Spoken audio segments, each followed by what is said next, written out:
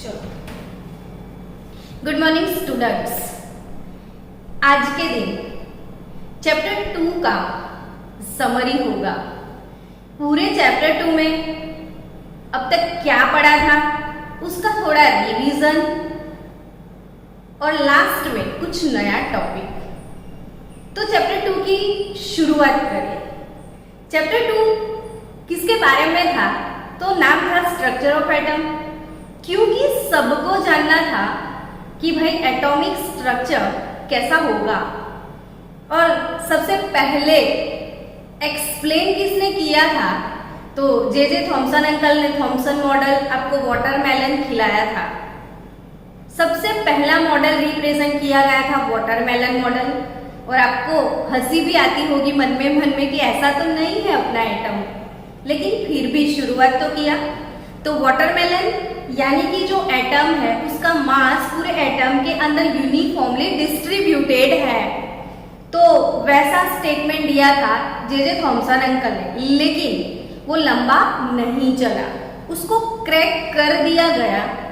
किसने क्रैक किया? तो रुथरफोर्ड के एक्सपेरिमेंट्स ने। रुथरफोर्ड अंकल का एक्सपेरिमेंट कौन सा था? तो गोल्ड के फॉइल पे अल्फा रे स्कैटरिंग वाला एक्सपेरिमेंट। आ गया ना यार? हाँ, तो इसके ऑब्जर्वेशन, इसके कंक्लूजन सारे आपको याद आ गए होंगे। आप मन में बोलने लगे होंगे कि हाँ, एटम जो है वो पूरा एम्प्टी है और उसके बीच में छोटा सा न्यूक्लियस है। वो सजेस्ट करने वाले साइंटिस्ट थे रुथरफोर्ड अंकल। लेकिन रुथरफोर्ड अंकल को ये नहीं पता था कि न्यूक्लियस के आजू बाजू में बहुत सारी ऑर्बिट्स है, कोई एक ऑर्बिट नहीं है। सो बहुत सारी ऑर्बिट वाला कंसेप्ट किसने समझाया? तो वो काम था नील्स बोर अंकल का। नील्स बोर अंकल ने रुथरफोर्ड का एटॉमिक मॉडल क्रैक कर दिया। अब नील्स बोर अंकल ने किया भाई, तो उन्होंने जो एटम्स थे उनके स्पेक्ट्रम निकाले। Line emission spectrum, line emission spectrum. और due to line emission spectrum, Lyman series के अंदर जो 6 लाइन थे उससे पता चल गया कि हाइड्रोजन में टोटल 7 एनर्जी लेवल्स थे। और जो हाइड्रोजन का इलेक्ट्रॉन था वो 7 एनर्जी लेवल तक क्वांटम जंप कर रहा था। और ड्यू टू दैट पता चला कि भाई इलेक्ट्रॉन किसी एक ऑर्बिट में नहीं है, वो डिस्ट्रीब्यूटेड है डिफरेंट ऑर्बिट्स में। डिफरेंट नंबर ऑफ इलेक्ट्रॉन्स होते हैं, यानी कि इलेक्ट्रॉनिक कॉन्फ़िगरेशन सबसे पहले किसने बताया? नील्स बोर अंकल ने। अब नील्स बोर पे फोकस करो कि नील्स बोर ने किया क्या। तो वो काफी डिटर्मिनेंट थे, यानी हर एक बात में हर एक टर्म्स को उन्होंने कैलकुलेट करके दिखा दिया। यानी इलेक्ट्रॉन तो उसका एनर्जी लेवल परफेक्ट बता दिया, रेडियस बता दिया, वेलोसिटी बता दिया, तो सब कुछ कैलकुलेट करके भी दे दिया। लेकिन कहीं ना कहीं बोर के एटॉमिक मॉडल में भी प्रॉब्लम्स है। तो आज हम पढ़ेंगे limitations of bore atomic model. अब बोर के एटॉमिक मॉडल की भाई लिमिटेशंस क्या होगी? इतने अच्छे से तो सब कुछ समझा दिया, पूरा चैप्टर कवर कर लिया। हाँ, लेकिन बोर अंकल की सबसे पहली लिमिटेशन ये वाली है कि जो स्पेक्ट्रम आया था वो वाली स्पेक्ट्रम में लाइन्स थी बहुत सारी, सबको पता है। लाइन एमिशन स्पेक्ट्रा था, तो स्पेक्ट्रम में लाइन्स थी। और वो वाली जो लाइन्स थी उसका 100% एक्सप्लेनेशन बोर अंकल नहीं दे पाए हैं। यानी हाइड्रोजन जो है उसमें सिर्फ एक ही इलेक्ट्रॉन है और एक इलेक्ट्रॉन वाला जो सिस्टम है उसका लाइन एमिशन स्पेक्ट्रम वो नहीं समझा पाए। तो मोर देन 1 इलेक्ट्रॉनिक का सिस्टम कैसे एक्सप्लेन करना? तो वो उनकी पहली लिमिटेशन थी कि वो सिर्फ एक इलेक्ट्रॉन वाला हाइड्रोजन का सिस्टम समझा पाए, और वो भी पूरी डिटेल में नहीं, और बाकी के लिए मतलब जिनके अंदर मोर देन 1 इलेक्ट्रॉन है वो सिस्टम के लिए बोर एटॉमिक मॉडल पूरा फेल हो चुका है। दूसरी चीज, अब जो लाइंस आए थे, वो जो लाइन है स्पेक्ट्रल लाइन, तो अंडर मैग्नेटिक फील्ड उनका स्प्लिटिंग हो रहा था। जो लाइंस थे ना, तो अंदर छोटी छोटी और भी स्प्लिटिंग लाइंस भी मिले थे, मेजर लाइंस के बीच में स्प्लिटिंग लाइन भी थे। यानी ये जो लाइन है उसका मैग्नेटिक फील्ड के इन्फ्लुएंस में स्प्लिटिंग हो रहा था। सो splitting under influence of magnetic field, which is called Zeeman effect, which is called Zeeman effect, वो नील्स बोर समझा नहीं पाए थे।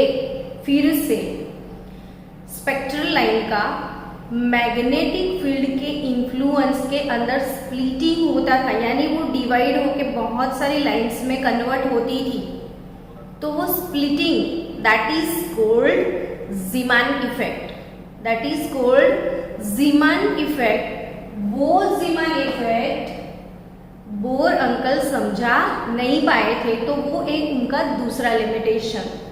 पहला लिमिटेशन, सिर्फ एक इलेक्ट्रॉन वाला जो सिस्टम है उसको वो एक्सप्लेन कर पाए। मोर देन 1 इलेक्ट्रॉनिक सिस्टम के लाइन एमिशन स्पेक्ट्रम के लिए बोर मॉडल फेल हो चुका है। दूसरा, splitting under the splitting of spectral line under the influence of magnetic field which is called Zeeman effect, वो भी नील्स बोर अंकल एक्सप्लेन नहीं कर पाए। अब तीसरा लिमिटेशन कि भाई जो ऑर्बिट्स है, एटम के जो ऑर्बिट्स है, तो दो एटम के ऑर्बिट्स ओवरलैप होके उनका केमिकल बॉन्डिंग कैसे होगा वो एक्सप्लेन करने के अंदर भी एटॉमिक बोर मॉडल फेल हो चुका है।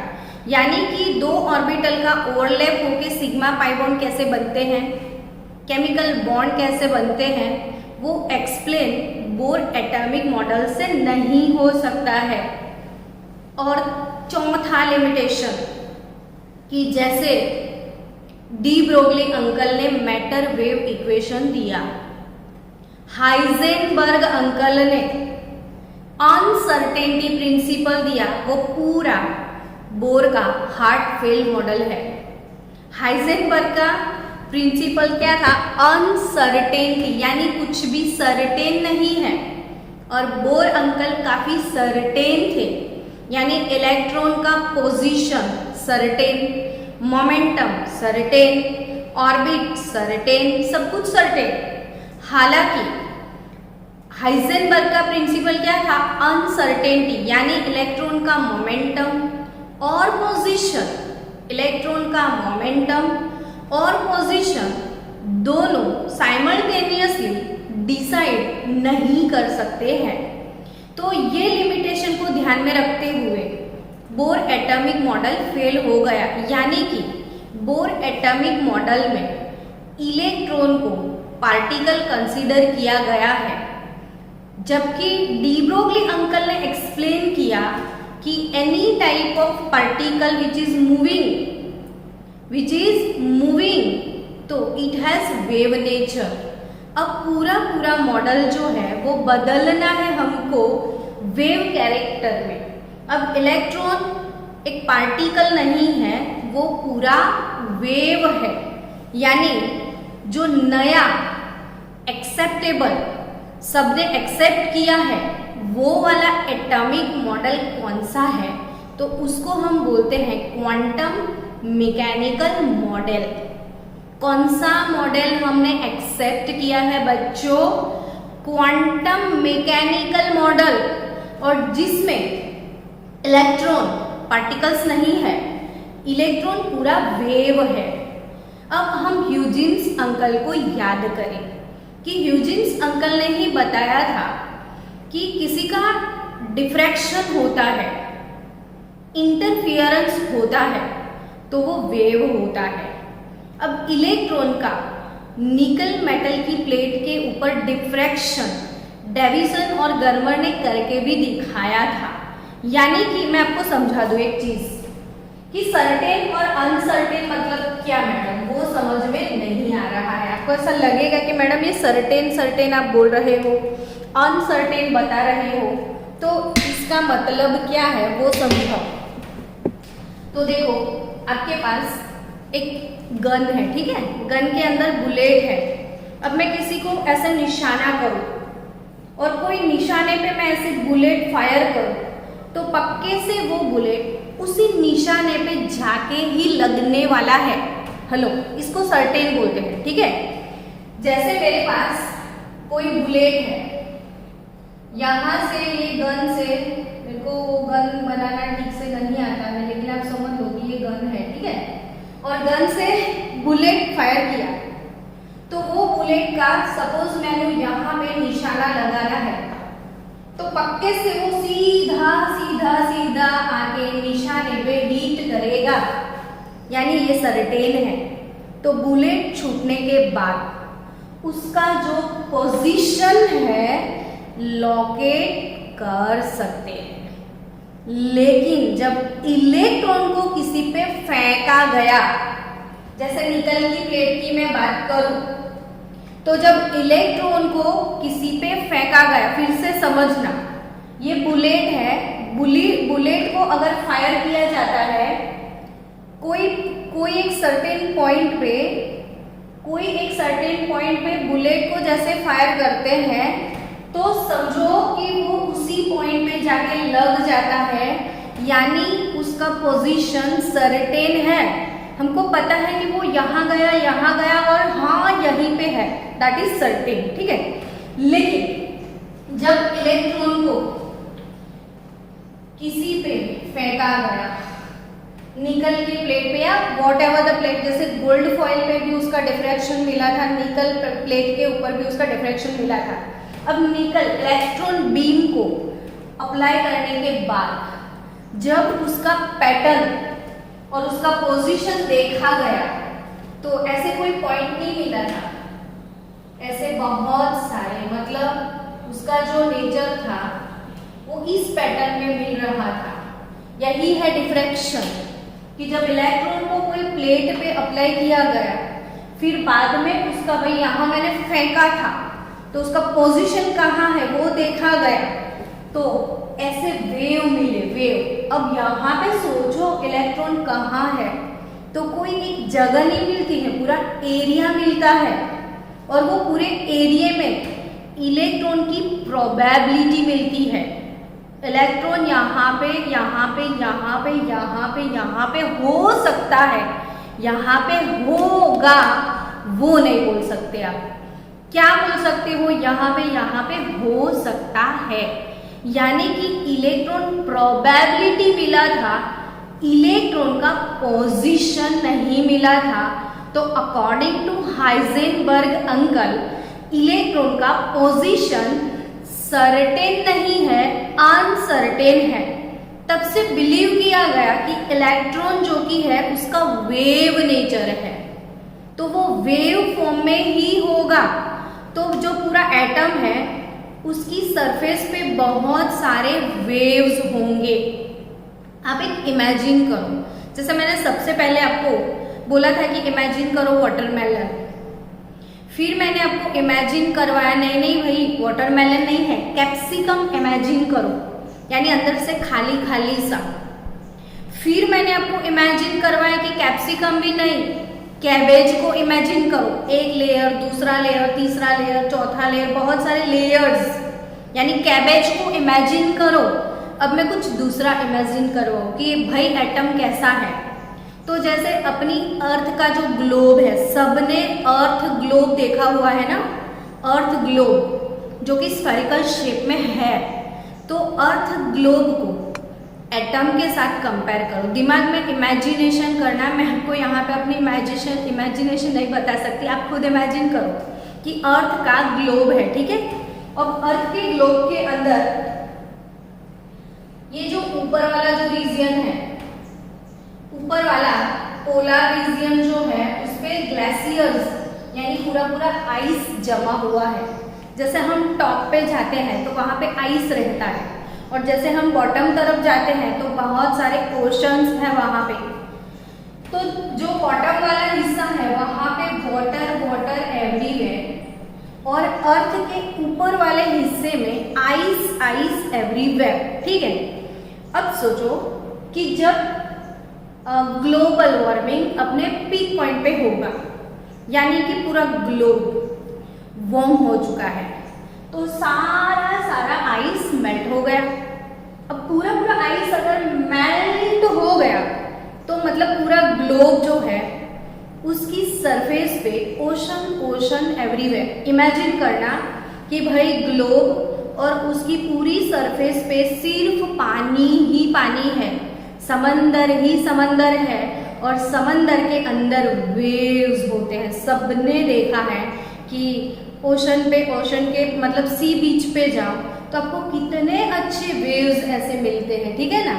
अब इमेजिन करो कि पूरा अर्थ का ग्लोब, पूरा पूरा सरफेस पर पानी, पानी के अंदर वेव्स, और सेम टू सेम मॉडल अपना एटॉमिक मॉडल, जिसको हम क्वांटम मैकेनिकल मॉडल बोलते हैं। यानी कि एटम के अंदर जितने भी इलेक्ट्रॉन ऑर्बिट्स में हैं तो आजू बाजू ऊपर नीचे सबके वेव्स हैं, सबके क्या है, वेव्स।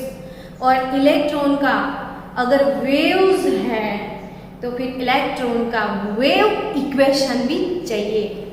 इलेक्ट्रॉन का नेचर अगर वेव नेचर है तो उसका वेव इक्वेशन, इलेक्ट्रॉन का वेव इक्वेशन चाहिए, और वो वेव इक्वेशन 1926 में इरविन एम श्रोडिंगर ने दिया। हेलो एवरीवन, फिर से सुनो। अब पूरा एटम बदल चुका है, बोर अंकल फेल हो चुके हैं, नया मॉडल जो कि क्वांटम मैकेनिकल मॉडल है वो आ चुका है, और जो नया एटॉमिक मॉडल है उसमें आजू बाजू में बहुत सारे इलेक्ट्रॉन के वेव्स है, और वो की मैटर वेव्स है, और वो वेव का wave equation Erwin M Schrodinger ने दिया। सो अब श्रोडिंजर्स वेव इक्वेशन आपको पढ़ना है। ये जो वेव इक्वेशन है वो जी में 2015 में शायद पेपर में था कि following which option Schrodinger's wave equation is correct. तो यहाँ पे वो इक्वेशन बाय हार्ट करना है आपको, श्रोडिंजर का wave equation 1926 Erwin M Schrodinger. तो श्रोडिंजर्स वेव इक्वेशन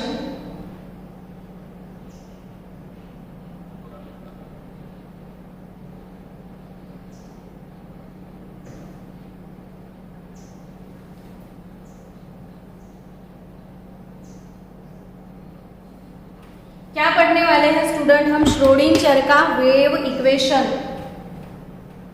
ध्यान से देखो, d by D X square, या इसको आप डेल भी बोल सकते हो, डेल।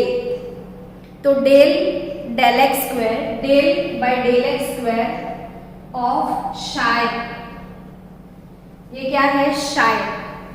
ये जो यहाँ पे आपको ये त्रिशूल जैसा कुछ लग रहा है वो है शाय, PSI, शाय, PSI शाय। तो ये शाय क्या है? तो हमने अभी अभी तो बोला कि ये वेव इक्वेशन है। अगर ये वेव है तो वेव का एम्पलीट्यूड भी होता है, और जो वेव एम्पलीट्यूड है यानी वो जिस एरिया में ऐसे वाइब्रेट होता है उसको वेव एम्पलीट्यूड बोलते हैं, और वेव एम्पलीट्यूड को हम शाय से डिनोट करते हैं। तो यहाँ पे शाय क्या है? तो शाय है, और शाय एटॉमिक ऑर्बिटल रिप्रेजेंट करता है। शाय क्या रिप्रेजेंट करता है? Atomic orbital. अब आपको पता है कि what is atomic orbital?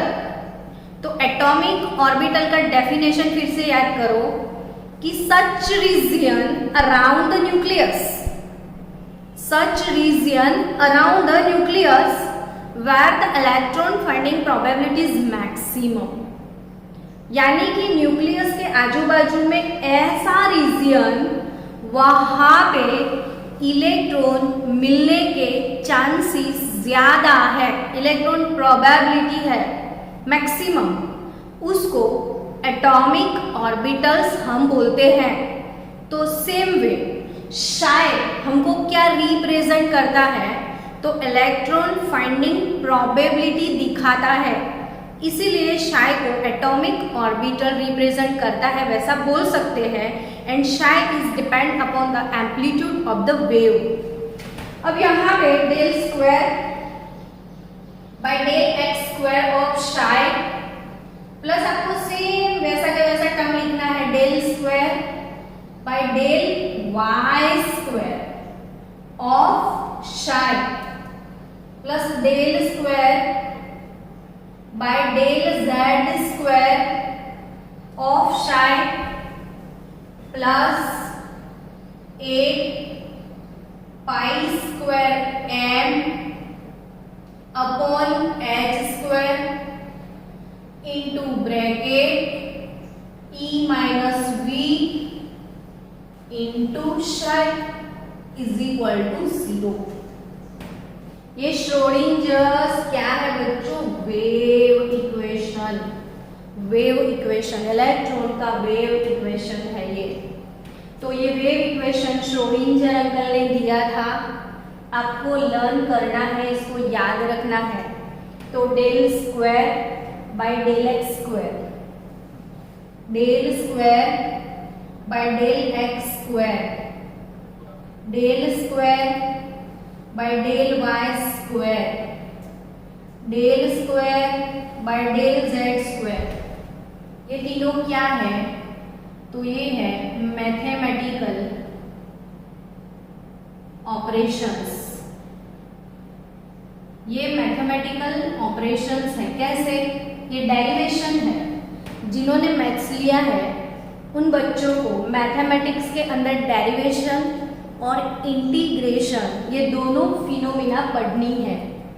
Bio वाले बच्चे को डेरिवेशन बहुत बार फिजिक्स में आने वाला है। तो यहाँ पे D square by D X square derivation है ये, या del square by del x square भी आप इसको बोल सकते हो। सो बच्चों देखो, जैसे 5 और 2 के बीच में ये वाला साइन होता है, तो आप समझ जाते हो कि एडिशन करना है। 5 और 2 के बीच में ये वाला साइन होगा तो आप समझ जाओगे कि सब्सट्रैक्शन करना है। 5 और 2 के बीच में ये वाला साइन होगा तो आप समझ जाओगे कि डिवीजन करना है, यानी ये साइन है और उस साइन के मैथमेटिकल ऑपरेशन है और उसके हिसाब से आप समझ जाते हो कि मुझे क्या करना है।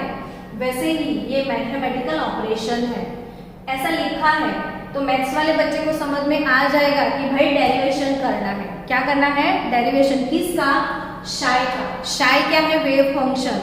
शाय क्या है, वेव फंक्शन। फंक्शन भी आप मैथ्स में पढ़ोगे, फंक्शन क्या चीज है वो भी मैथ्स में आप पढ़ोगे। तो यहाँ पे शाय क्या है, वेव फंक्शन होता है, वेव फंक्शन, जो कि क्या रिप्रेजेंट करता है, एटॉमिक ऑर्बिटल। शाय स्क्वायर क्या रिप्रेजेंट करेगा, एटॉमिक ऑर्बिटल, यानी कि इलेक्ट्रॉन फाइंडिंग प्रोबेबिलिटी जो है, इलेक्ट्रॉन मिलने की जो प्रोबेबिलिटी है वो शो करेगा। और शायद जो वेव फंक्शन है it depends upon the amplitude of wave. अब ये जो मैथमेटिकल ऑपरेशन है एक्स वाई जेड, वो एक्स वाई जेड क्या है, तो एक्स वाई और Z is nothing but Cartesian coordinator. अब आपको पता है छोटे बच्चे थे तब से आप ग्राफ प्लॉट करना सीखे हो।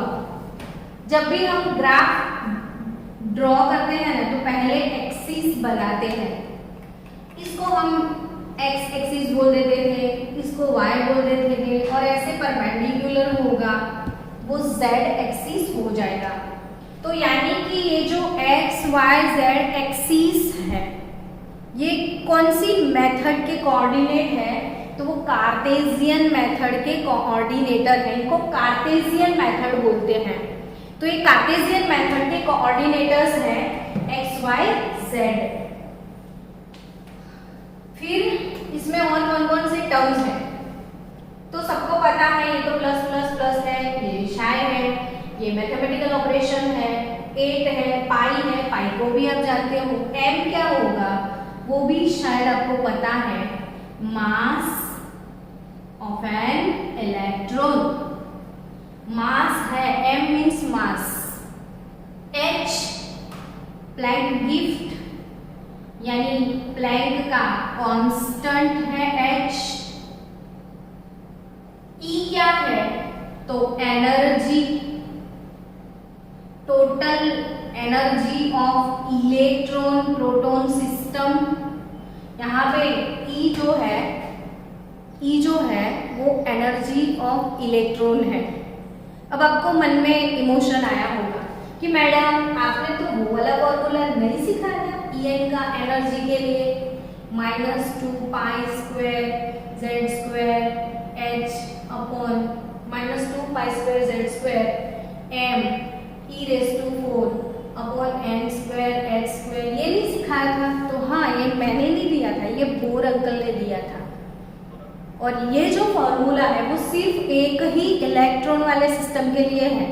अब सोचो कि it is applicable to only दो स्पीसीज हैविंग 1 इलेक्ट्रॉन, लेकिन अगर किसी के पास मोर देन 1 इलेक्ट्रॉन है तो उसका क्या किया जाए, तो वहीं पे तो बोर फेल है।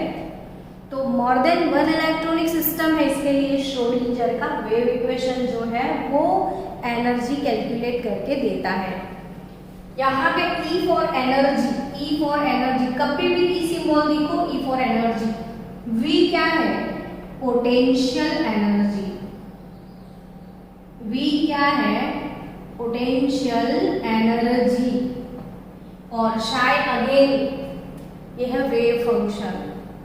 सो गाइस फिर से एक बार, Schrodinger wave equation, quantum mechanical model. Quantum यानी छोटा सा पार्टिकल जो कि जिसका वेव नेचर है, यानी वेव नेचर पे डिपेंड पूरा नया एटॉमिक मॉडल आ चुका है जिसको क्वांटम मैकेनिकल मॉडल बोलते हैं, which is acceptable for everyone.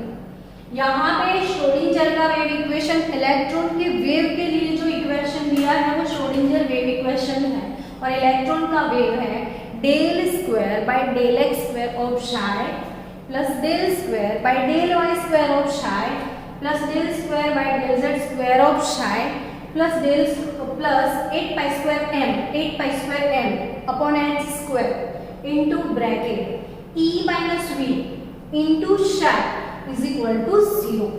अब यहाँ पे ये जो पूरा इक्वेशन है ध्यान से समझना, थोड़ा समझने में टफ है इसलिए वीडियो है, आप बार बार देखते रहना कि यहाँ पे ये जो है वो मैथमेटिकल ऑपरेशन है और एक्स वाई जेड जो है वो कार्टेशियन कोऑर्डिनेट है।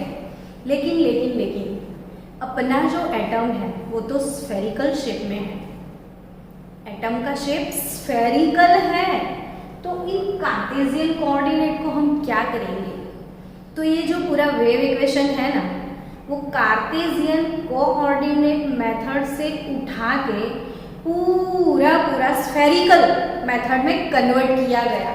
अब ये स्फेरिकल मेथड क्या है, तो स्फेरिकल मेथड जो है उसमें जो कोऑर्डिनेट है वो डिफरेंट है। यहाँ पे एक्स वाई जेड है जो कि डायरेक्शन बताते हैं, वहां पे आर थीटा फाई है, आर थीटा और phi. X Y Z cartesian coordinators हैं, उनको हटा दो आप और स्फेरिकल मेथड, कार्टेशियन मेथड से आप किस मेथड में चले जाओ, स्फेरिकल मेथड में, तो वहां पे एक्स वाई जेड नहीं होंगे, वहां पे आर थीटा फाई होंगे। तो वो जो आर थीटा फाई है वो क्या है, तो इसको समझना पड़ेगा कि ये आपका न्यूक्लियस है। एटम का शेप स्फेरिकल है, सबको पता है। मे बी इलेक्ट्रॉन यहाँ पे है, चलो इलेक्ट्रॉन यहाँ पे है, तो इलेक्ट्रॉन की जो अभी पोजीशन है वो आपको पता है कि एक्स वाई, सपोज यहाँ पे एक्स है, यहाँ पे वाई है, तो कोई पॉइंट होगा 2 2, तो आप यहाँ से 2 तक आओगे, यहाँ से 2 तक आओगे, और यहाँ कोई पॉइंट मिलेगा 2 2। तो ये जो पॉइंट है, ये वाला जो पॉइंट है, इसमें 2 2 क्या है, तो इसकी पोजीशन रिप्रेजेंट होती है। तो यहाँ पे ये 2 ये वाला x और 2 ये वाला y, यानी कि वो x से यहाँ है, y से यहाँ है, ये कोऑर्डिनेटर्स जो है वो पोजीशन बताते हैं। वैसे ही न्यूक्लियस के सराउंडिंग्स में जो इलेक्ट्रॉन है उसका पोजीशन 3D यानी 3 डायमेंशनल पोजीशन, तो 3 कोऑर्डिनेट रहेंगे x y z। अब ये इलेक्ट्रॉनिक सिस्टम है, ये न्यूक्लियस है, और यहाँ पे 3 एक्सिस लगा लो आप। चलो ये z एक्सिस है, ये x एक्सिस है, ये y एक्सिस है, तो ये z, ये y, ये x बता दो। तो x y z से इसका पोजीशन रिप्रेजेंट किया। ये अपना न्यूक्लियस है। ये जो चीजें हैं अगर आपको ज्यादा समझ में नहीं आती है तो डोंट वरी गाइस, यहाँ पे कंसेप्ट क्लियर होना बहुत जरूरी है। मैं जो समझाने वाली हूँ कि भाई इक्वेशन क्या है, सिर्फ उसको समझना है। आपको श्रोडिंगर का वेव इक्वेशन समझ में आ गया। अब श्रोडिंगर के वेव इक्वेशन को हम स्फेरिकल मेथड में लेके जाएंगे। कौन सी मेथड में लेके जाएंगे? स्फेरिकल में। इसीलिए जस्ट मैं बता रही हूँ कि व्हाट इज स्फेरिकल मेथड। अब यहाँ पे न्यूक्लियस और इलेक्ट्रॉन के बीच का जो डिस्टेंस होता है उसको रेडियस r बोलते हैं। तो r क्या है समझ में आ गया? r इलेक्ट्रॉन और न्यूक्लियस के बीच का डिस्टेंस, जिसको रेडियस बोलेंगे। अब यहाँ पे जो इलेक्ट्रॉन का पोजीशन और z एक्सिस के बीच में जो एंगल है वो थीटा होता है। अब इलेक्ट्रॉन पूरा घूमते घूमते घूमते घूमते यहाँ आ गया, समझो ये इलेक्ट्रॉन की प्रोबेबिलिटी है। यहाँ पे ये मूव ऑन करके आया, तो यहाँ पे x एक्सिस के साथ उसका जो एंगल होगा वो फाई होगा। ये रेडियस, ये जो एंगल है वो थीटा, ये जो एंगल है वो फाई। अब इसको मैथमेटिकल कैलकुलेशन के लिए थोड़े ये ड्रॉ करने पड़ते हैं लाइन। मैथमेटिकल कैलकुलेशन में उसको कन्वर्ट करना पड़ेगा। आपको ज्यादा डीप में नहीं जाना है क्योंकि आप डर जाओगे। तो यहाँ पीएचडी नहीं करेंगे हमको यहाँ सिर्फ इतना समझना है कि जो श्रोडिंगर का वेव इक्वेशन है वो एक्स वाई जेड में था, उसको हम कन्वर्ट करेंगे r थीटा फाई में। हमको इतना ही समझना है। अब यहाँ पे जो x del x square of शायद था, वहां पे x की बजाय एक्स वाई जेड का रिलेशन जो है वो r थीटा फाई से जो रिलेशन है वो रिलेशन क्या है? तो x is equal to r sine theta cos phi, y is equal to r sine theta sine phi, और z is equal to r cos theta. x is equal to r sine theta cos phi, y is equal to r sine theta sine phi, और z is equal to r cos theta. ये तीनों जो value है, ये x और theta phi r का relation है। x का r थीटा फाई के साथ रिलेशन, y का r थीटा फाई के साथ रिलेशन, z का रिलेशन दिखाया गया है। अब आपको वो वाला जो इक्वेशन था x y z वाला, उसमें x y z की वैल्यूज इनपुट करनी है, और ये वैल्यू डालने के बाद अब वो इक्वेशन बदल चुका, नया इक्वेशन मिला था। और जो नया इक्वेशन मिला था उसी इक्वेशन में r वाले टर्म भी थे, थीटा वाले टर्म भी थे, और फाई वाले टर्म भी थे।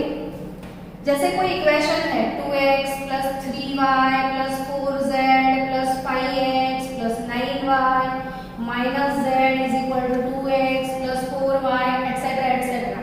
तो अब इसको सॉल्व कैसे करोगे? तो अब क्या करोगे? x वाले कोऑर्डिनेट एक साइड ले लोगे, y वाले अलग कर लोगे, z वाले ऐसे ही। एक इक्वेशन बना था जिसमें x वाले टर्म, y वाले टर्म, z वाले टर्म की बजाय r वाले टर्म थे, थीटा वाले टर्म थे, z वाले टर्म थे। तो r वाला टर्म अलग, थीटा वाला टर्म अलग, z वाला टर्म अलग, और तीनों इक्वेशन को अलग अलग रिप्रेजेंट कर लिया, r वाला, थीटा वाला, तीनों वाला अलग अलग, और फिर नया इक्वेशन मिला। आपको सिर्फ ये देखना है कि नया इक्वेशन क्या था। तो psi is equal to capital R, जो R वाला इक्वेशन था उसको कैपिटल R नाम दे दिया गया, थीटा वाले इक्वेशन को कैपिटल थीटा, और फाई वाले इक्वेशन को कैपिटल फाई। इसमें बहुत सारे अदर टर्म्स होंगे, बहुत लंबा, काफी कॉम्प्लिकेटेड इक्वेशन है, लेकिन वो पूरा x y z के अंदर से r थीटा फाई में हमने कन्वर्ट कर लिया, और यहाँ पे शायद nl मिला। और अब आपको पता चला होगा ये n और l क्या है। तो n जो कि है प्रिंसिपल क्वांटम नंबर, l जो कि है एजीमुथल क्वांटम नंबर, और ये दोनों क्वांटम नंबर n और l उसके मदर फादर कौन थे। तो श्रोडिंजर्स वेव इक्वेशन, यानी जो क्वांटम नंबर है वो बोर अंकल की पैदाइश नहीं है, क्वांटम नंबर श्रोडिंजर के वेव इक्वेशन से डिराइव किए गए। तो यहाँ पे n l m हमको मिले, और ये श्रोडिंजर का वेव इक्वेशन अब बदल गया। अब आपको समझ में आया होगा कि ये n और l और ये शायद जो पूरा इक्वेशन था, कोई भी इक्वेशन होता है तो उसके रूट्स निकलते हैं। फॉर एग्जाम्पल आपके पास कोई इक्वेशन है 4x² + 2x + 5 is equal to 0। तो ये वाला इक्वेशन आप सॉल्व करोगे तो आपको x के 2 रूट्स मिलेंगे, x के लिए आपको डिफरेंट रूट्स मिलेंगे, यानी इक्वेशन जो है उसके सॉल्यूशन में डिफरेंट रूट्स आते हैं, इसके सॉल्यूशंस आते हैं। वैसे ही ये वाला जो इक्वेशन था, उसी इक्वेशन में n और l की वैल्यू इनपुट करने से डिफरेंट इक्वेशंस और डिफरेंट सॉल्यूशंस मिले थे। n इज इक्वल टू 1 डाला था, l is equal to 0 n is equal to 1 और l का वैल्यू 0 इनपुट किया। अब सबको पता है n1 और l0 क्या होगा, तो वो 1s ऑर्बिटल के लिए होगा। तो ये वाले वैल्यू के लिए इसका जो रूट्स मिला था, इसके जो सॉल्यूशन मिले थे, सिर्फ एक ही सॉल्यूशन मिला। n1 और l0 के लिए पूरे इक्वेशन का सिर्फ एक रूट मिला, एक ही सॉल्यूशन मिला, और वो solution just for your knowledge मैं आपको लिख के बताती हूँ कि ये कैसा था, एक चीज ताकि आपको मजा आए। 1/√π 1/a0 raised to 3/2 e raised to -r/a0, और यहाँ पे a0 का भी स्पेसिफिक वैल्यू है h²/4π me²। सो स्टूडेंट, ये जो इक्वेशन पूरा आया था r थीटा फाई वाला, जिसमें n का वैल्यू 1 रखा गया, l का वैल्यू 0 ले लिया गया, और उसके लिए रूट निकाला गया, तो सिर्फ एक ही सॉल्यूशन मिला। अब ये सॉल्यूशन की कमाल की बात मैं आपको समझाती हूँ। ये पूरे इक्वेशन में आप देख सकते हो थीटा और फाई दोनों एब्सेंट है, थीटा और फाई दोनों एब्सेंट है, कहीं पे भी थीटा फाई नहीं दिख रहे हैं, सिर्फ और सिर्फ दिखाई दे रहा है r। और r क्या होता है, तो r तो रेडियस होता है।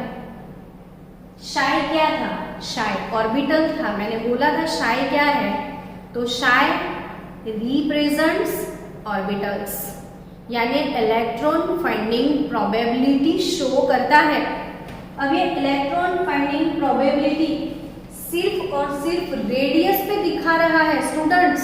ये अगर न्यूक्लियस है तो यहाँ भी रेडियस, यहाँ भी रेडियस, यहाँ भी रेडियस, यहाँ भी रेडियस, 3 डायमेंशनली रेडियस को इमेजिन करो तो पूरा स्फीयर बन जाएगा। और यहीं से पता चला स्टूडेंट कि 1s ऑर्बिटल जो है वो स्फेरिकल है।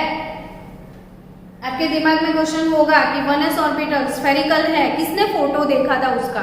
भाई किसी ने फोटो नहीं देखा उसका, तो स्फेरिकल है वो कैसे एज्यूम कर लिया?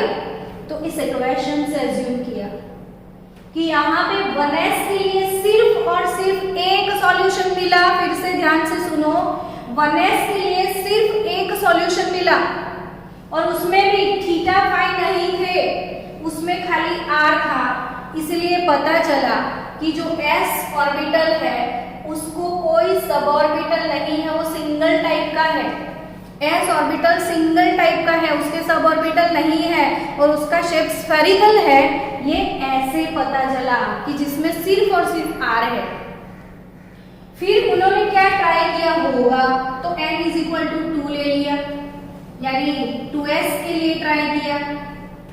तो 2s के लिए भी सिर्फ एक ही सॉल्यूशन मिला और उसमें भी खाली r था, थीटा फाई नहीं था। तो पता चला कि 2s का शेप भी स्फेरिकल है। 2s का शेप भी कैसा है? स्फेरिकल। टाइम कितना था मुझे? तो 2s का शेप भी स्फेरिकल है, ये यहाँ से पता चला। और s के कोई सब ऑर्बिटल नहीं है, ये भी पता चल गया। ओके ठीक। फिर उसके बाद उन्होंने p के लिए ट्राई किया होगा, यानी n इज इक्वल टू 2 लिया, l इज इक्वल टू 1 डाल दिया।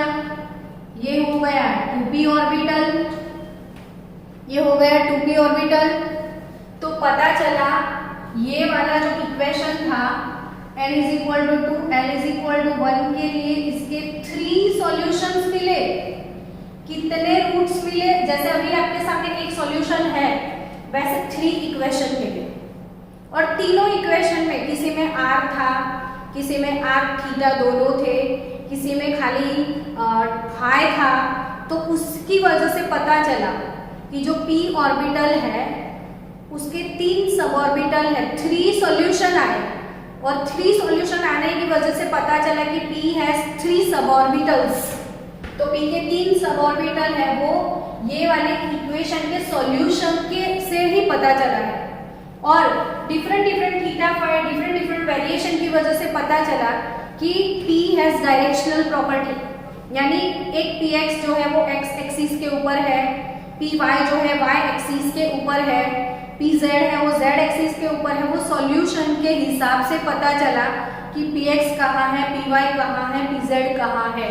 तो यानी कि शेप ऑफ ऑर्बिटल्स, फिर नोड्स के बाद कितने सब ऑर्बिटल्स हैं, वो सारी चीजें श्रोडिंगर के वेव इक्वेशन से ही डिराइव की गई है।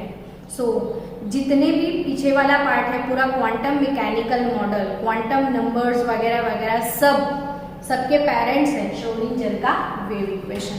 शेप ऑफ ऑर्बिटल श्रोडिंगर का wave equation, type of orbital Schrodinger का वेव इक्वेशन। तो सब ऑर्बिटल शेप वगैरह किससे पता चला? श्रोडिंगर्स वेव इक्वेशन से।